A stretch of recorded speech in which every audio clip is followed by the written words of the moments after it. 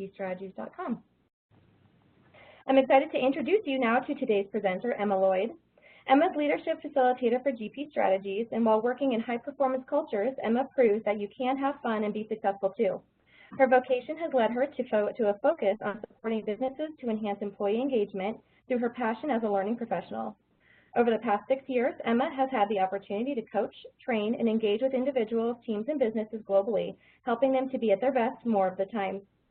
Emma has a constant strive for personal development, growth, and mastery, which has meant that she's developed an accomplished skill set and a wide-ranging learning portfolio, which has led her to the involvement and deployment, and facilitation of global learning initiatives. We're also incredibly proud of Emma for creating many positive ripples across the waters as a social media influencer and TEDx Talk presenter. So Emma, I am going to turn it over to you and let you take it away. Thank you so much, and I am delighted to have the opportunity to spend time with you all today to share the story of how Create the Ripple, one person being true to themselves, has enabled communication with tens of thousands of people every day. And all it took, folks, was a spoonful of authenticity mixed with a bowl of passion and positivity sprinkled with a load of resilience too. So before we start and before I set the agenda, what is Create the Ripple?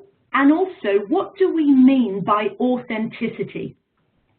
Create the Ripple is a social media Twitter account. The thing is, it's just me on my phone, on my laptop, tweeting positive thoughts and quotes. In fact, it's why you'll see a fair share of positive quotes today during this Lunch and Learn. So that's Create the Ripple. What do we mean by authenticity? Well, one of my favourite definitions comes from Brené Brown, and she says, authenticity is the daily practice of letting go of who we think we are supposed to be and embracing who we actually are. And these are the two elements, the foundation of what I'd like to share with you today. So what we'll have a look at is how an understanding of why you do what you do can drive performance in a learning environment. The next pit stop is the importance of being you when you communicate in the workplace. And then we'll spend a little bit of time to think about how the tiny noticeable things can make all of the difference. And I'm hoping that we'll leave you feeling positive and inspired, knowing that the difference you do make and you can make with little changes too. So let me start with an analogy. If you're left-handed and I asked you to start writing with your right hand, or if you're right-handed and I started to ask you writing with your left hand, you could do it with a little bit of practice, with some extra effort, some more energy and focus, and you'd probably get there. It might take a bit longer and you feel quite tired out afterwards. And this is what I think about with authenticity. We can be somebody else, but it takes more energy. It takes more effort. Being authentic is about being true to ourselves. And as humans, we're drawn to authenticity. It becomes foundational when building an engaged employee culture. While it can be found as a natural trait with animals, humans have found ways to mask true feelings, to fit in with societal norms. So this means sometimes at work, employees may hide their true feelings, trying to fit in with management goals and strategies and rewarded behaviour. Yet, just being oneself, what happens is we are more open. We have maybe more an appealing expression, which sometimes can feel more effortless and honest. But this can be suppressed as we bow to the seeming demands of workplace conformity. And let me just say, I am a pragmatist. This isn't about expressing your opinions all the time without filters. It's just about being a bit more mindful that as we interact with people and institutions and the world around us, we've actually learned to conform, to fit in. And yet, often, it's through that fitting in, through conformity, we're forcing us to diminish maybe some of our best assets and talents. To be authentic is being who we are at our very core and sharing those best talents with others and also sharing our vulnerability and some of the mistakes we make as well. So with that bit of context, let's think a little bit more about how understanding why we do what we do can help drive performance, particularly in a learning environment. I found a brilliant quote the other day at Steve Revington, and he said, "Content without purpose is only trivia." And it really got me thinking about authentic learning, where learners are able to explore and discuss and meaningfully consider concepts and relationships and situations that are relevant to their real world issues and situations. Authentic learning is about real life learning. Yes, it's important to share theory and models, but it's important that these are tools and not rules. And that allows us to have more practical application for learners to take back to them outside the learning environment. It's about all of our senses being engaged in a practical environment. So it's not just engaging the mind, it's also about engaging the heart. And for me, one of the critical ways to work towards this is having an understanding of why we do what we do and helping others to understand that too. It's so important. For me, this has helped me to be far more effective and authentic with my day-to-day communication in the workplace, but also through virtual communication when I'm tweeting too. So why do I do what I do? Where does Create the Ripple come from, and what drives me every day with that passion of positivity? There are two key whys. Firstly, I want to make a difference. The reason I want to make a difference is because I was adopted when I was younger, and my parents who adopted make me a difference to me. So every day I'm looking at ways that I can make a difference to say thank you, to show the appreciation. Then there was another event, a little more recently. A number of years ago, my father had a heart operation. He came out of the operation, his heart is fine, his brain not so fine. He suffered damage to both sides of the brain and also a hypoxic injury. I remember at the time, I had no control over the situation. But what I did have control over is how I was going to react to that situation. And I chose positivity. And those are the two reasons why I do what I do. One from an early childhood, but one to do with an event more recently. That's the foundational purpose of what drives me even to talk to you all today. I want to make a positive difference because of the difference that's been made to me.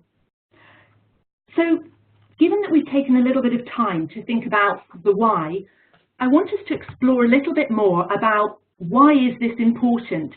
I'm a massive fan of the work of Simon Sinek, and he talks about the golden circle.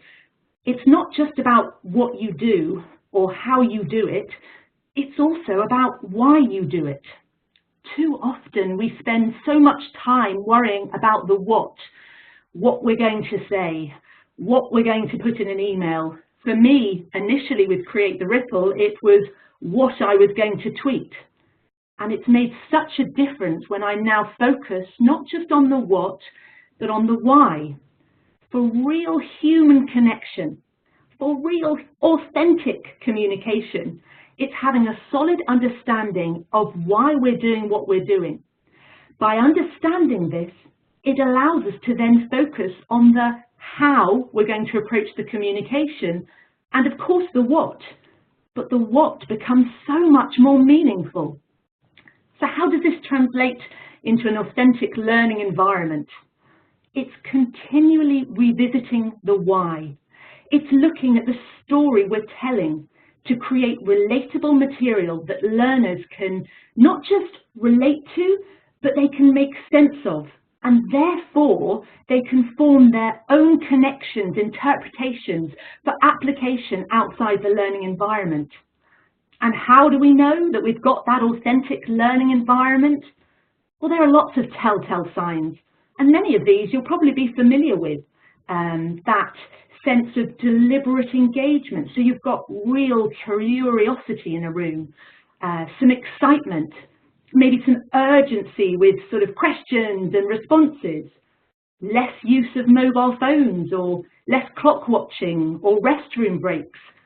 And for me, a key one is a sense of pride. You see people not just proud of what they're achieving in the learning environment, but that sense of pride of what they know they can achieve outside the learning environment as well. And as I say, some of these you'll be familiar with. So it's about doing more of this, even more of the time.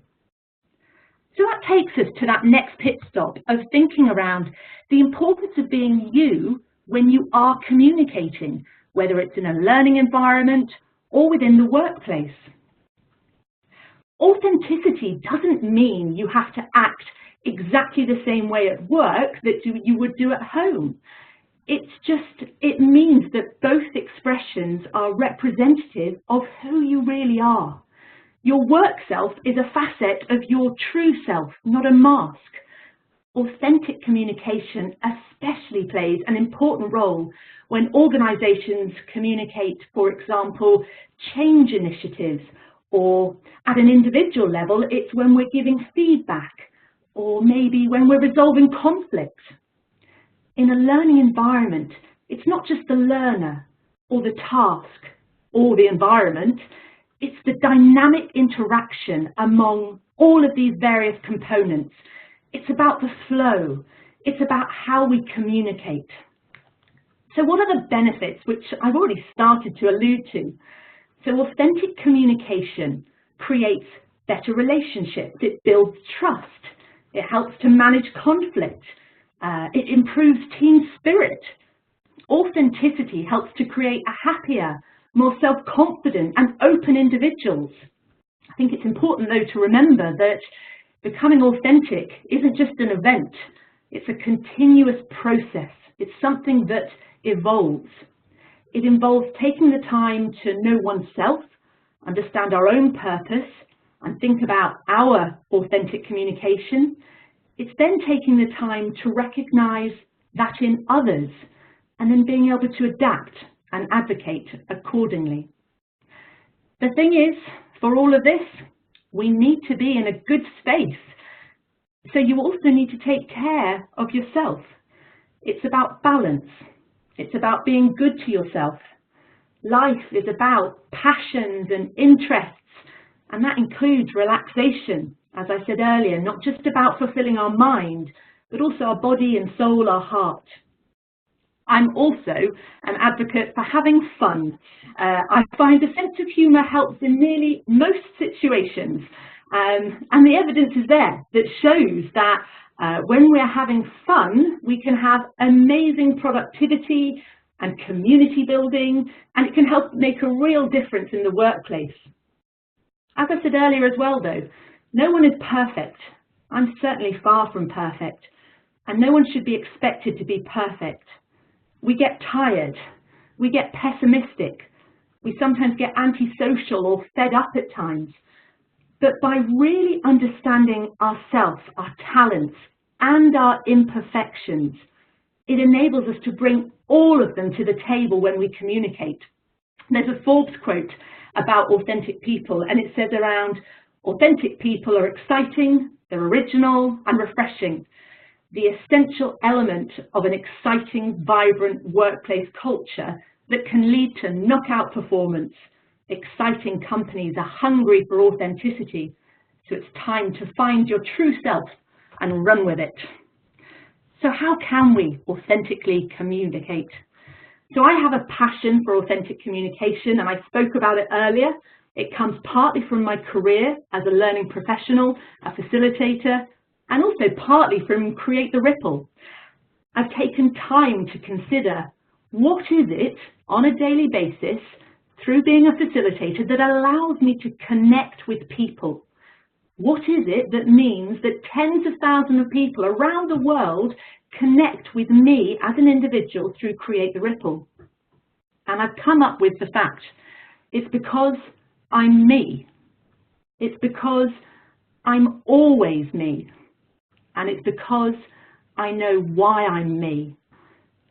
So again, it's that authenticity, that theme of consistency, and again, that understanding of why we do what we do. It's important to take responsibility for our communication, taking ownership for what we're saying. Being an authentic communicator often means as well a lot of listening. So it's speaking in a way that people want to listen, but it's also listening in such a way that people want to speak. It's listening to what isn't said as well. It's aiming to be honest, not overgeneralizing, and working with facts balanced with that intuition. And lots of this we know when we're thinking around effective communication. For me, one of the key elements for authentic communication is about building a connection with the people you're connecting and communicating with. Show them that you care, that you're interested in them.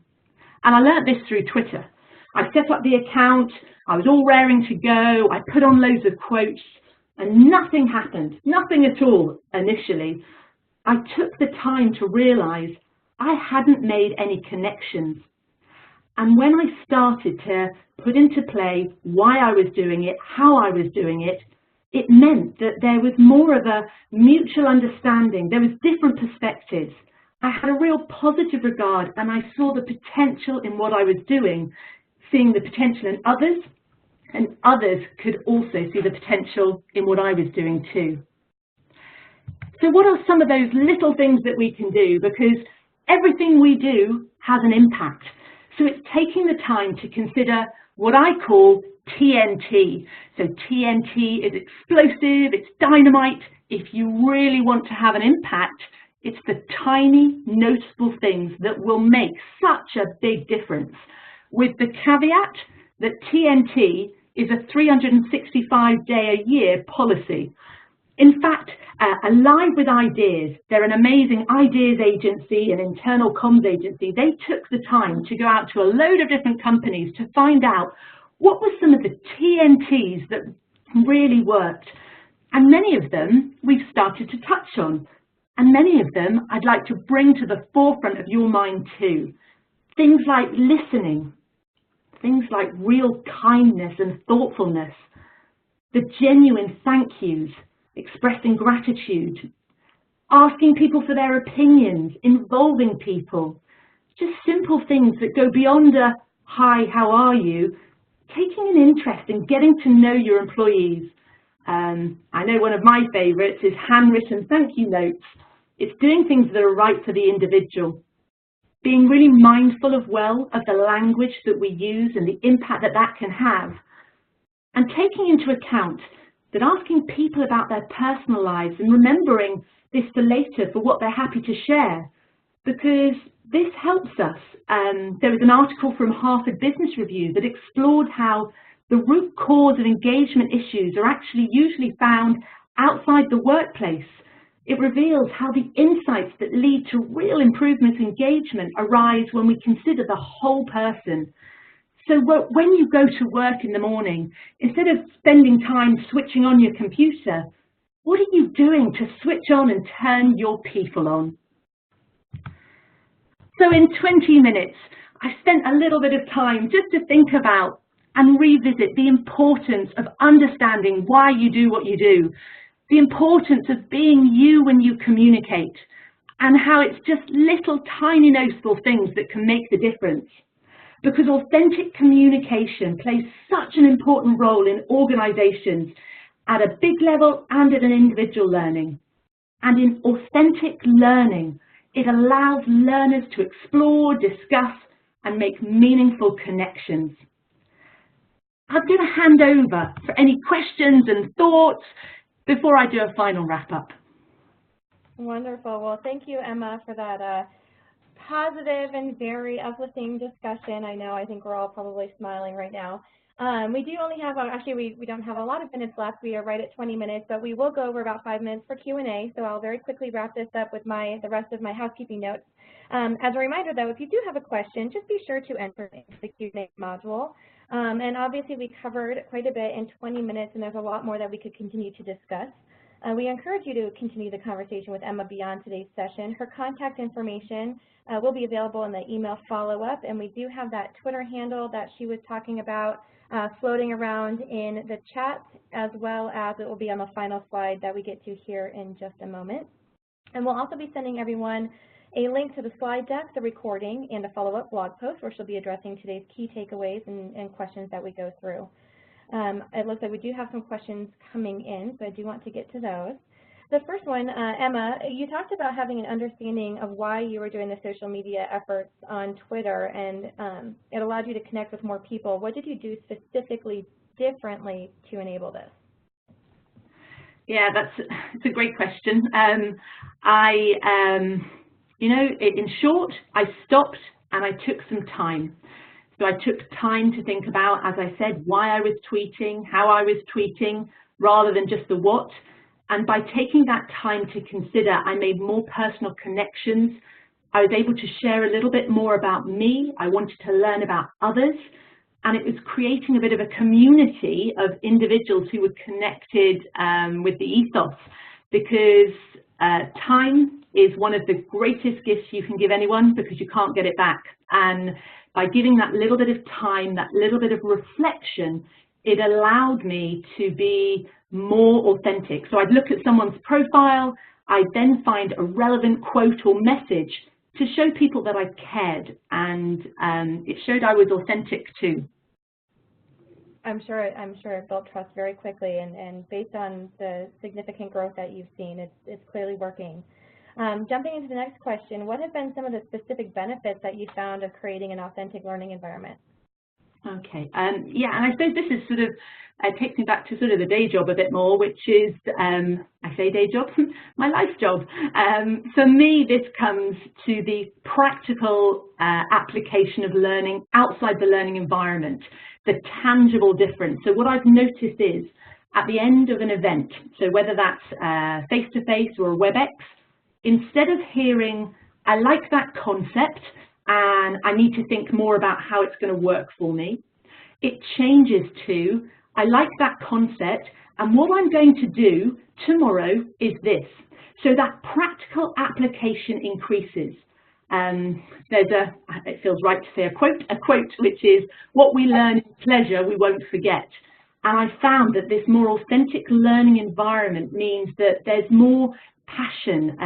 It's not necessarily all jazz hands, but there's an increased level of engagement and constructive challenge, and that creates a lasting impact, which is what learning should all be about. That's spot on. And I think too, when you talk about engagement, not even just engagement with the relationships that you have at work personally, but I think even just with the teams that you're working with and clients, if you work with clients, I think all of this authenticity helps to develop that trust, and the benefits are clearly endless. So this is a really good question, because this is one that I've always often thought, having known you for a while now. How do you find the time to run your Twitter account as well as your full-time job, and find the time to really reflect on the positivity and authenticity in the workplace? It's a great question. So time, I've already mentioned time. Time is so important. For me, I have a real philosophy is that with the investment of time, we actually often get back more time. So it's doing something that I'm passionate about, that I enjoy. And my question would always be, how long does it really take to have a bit more consciousness, to say those thank yous, for me to just sit and reflect in a more conscious manner? We make time for the things we want. It just, again, I am actually just a stream of quotes. Stephen Covey talks about, I'm not a product of my circumstance, I'm a product of my choices. And so if it's something that you choose to do, you can make the time for it. And I do it on the run. It's amazing how much Twitter you can do on your mobile now. It is. Thank goodness for technology.